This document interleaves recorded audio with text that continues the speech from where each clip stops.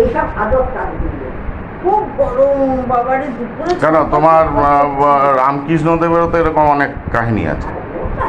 আর টুম্পা দেশে ইয়ে করছে না, নিজেও নড়ছে না, আমাদেরকেও করছে না।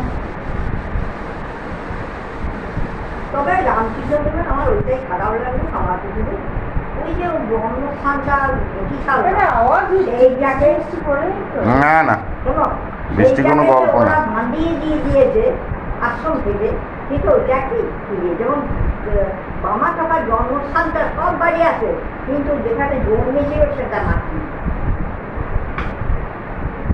আর তোমাকে সেই ইয়ের গল্পটা বলো সিন্টুকে, সেই তারাপীঠের কেসটা গো, ঘাড়ের যন্ত্রণা। কি আমার বলছে জানো, কিন্তু আমার বড় লাগছে এইখানটা এগুলো ফিরে যেত ঘরগুলো আসে এত যন্ত্রণা, মরে যেতাম। আসে এই ডাক্তার, তোমার দাদু ওই ডাক্তার, তখন শরীরে ঢোকাচ্ছে, ওর কাছে নিয়ে গেল।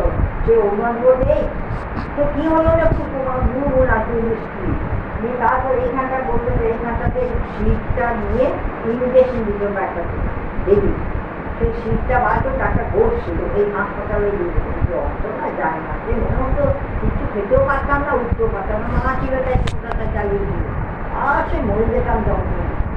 তুমি কী করি, তারা ফিরে এসে সে প্রথম ফিরে এলাম, তারপরে দেখি আমাদের যখন ফিরে বেড়াটা ছিল, আমাকে এসে বলছে যে মাসি না কালকে তালা থেকে গাড়ি যাচ্ছে, নামটা ভুলে যায়, ড্রাইভারটা কি না স্বরূপ, অস্বরূপ। আমার চাইবি আমি যাবো, আমার তো সেবার মাকে দর্শন পাইনি, আমি যাবো নিয়ে তালা ফিরতে দিলে না। তখন দেখি মানে নিয়ে থেকে বললো যে স্বরূপ বলতে মাসি না আপনার ঘাড়ে দর্শন, ঘাড়ে পুজোটা করবে, তাহলে খবর দেয় আপনার পুজো আছে। আর মনে হচ্ছে ছুটি করে জমছে, আর তো কাজ আমার খেতেও পারতাম না। তখন বলতে এইটা কিছু বাচ্চাকে দাঁড় করিয়ে দিল ওই ভাড়া করার মোড়ে, আমাদের বাড়ি থেকে ওইখানে একটা দাঁড় করিয়ে দিল, বললো আসে না আমার সব আসে, সব আসলে আসলে লোকটা চেঁচাচ্ছে, বলছে আপনারা সামনে বাদ যাবে না। তখন দেখি মানে এমনি জ্ঞানা মতো লোক, সে হাতে একটি কঞ্চি দিয়েছে, আর তার আগের দিনে অমাবস্যা শনিবার দিয়েছিল। ও আর কি যে রাস্তাতে কি বলতে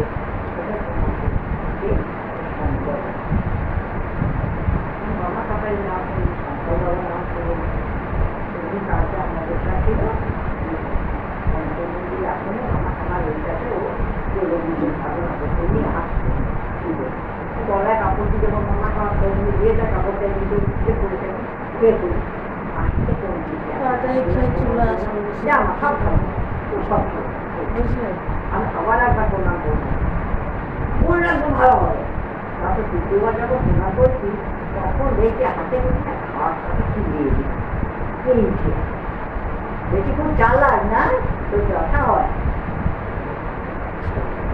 আমার অত ডাক্তার গেল সব গেল, বাবা শঙ্কর বাবা, আমার নিজের চোখে টাকা, আমি নিজে বক্তব্যকে দেবতার কাছে কেউ নেই। আমার ওষুধগুলো আনতে হলেও প্রেশারের ওষুধ আছে কিনা কে জানে।